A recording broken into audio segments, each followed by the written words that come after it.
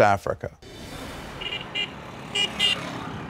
In the dusty cities of countries in West Africa, there's growing anxiety over the spiritual and territorial ambitions of the radical Islamic group Boko Haram. For years, Boko Haram focused on Nigeria, but now they are creating chaos across the region. We need to find a way to get rid of them before it gets worse.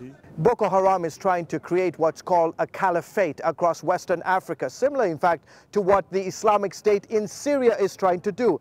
And today the violence in Nigeria is spilling across its borders into Cameroon, Chad and Niger. Those four countries, plus Benin, have formed a regional military force.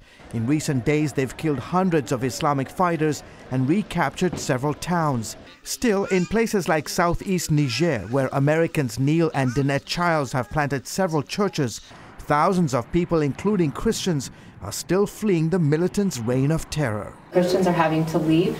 It's a serious situation. It's a serious situation. Right now, as we speak, there's people on the road headed west to get away from Boko Haram. Boko Haram started in 2002. Their goal? Turn Nigeria, Africa's top oil producer and biggest economy, into an Islamic state ruled by Sharia law. Boko Haram is a jihadist movement that has the same ideology as all other Salafi jihadists, as Al-Qaeda, as the Taliban, as Al-Shabaab. What they want to do is to establish an emirate, an Islamist radical state, first at the northern part of Nigeria, and then push to the south and declare an emirate across Nigeria. Since then, their fighters have killed thousands of people.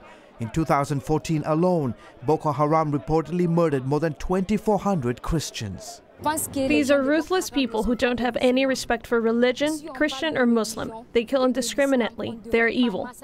And now some intelligence officials worry the group could not only expand their attacks beyond this region, they could become the ISIS of Africa. Boko Haram has repeatedly praised ISIS's apocalyptic Islamic ideology, but increasingly U.S. counterterrorism officials fear a possible tactical and operational alliance between the two groups as well.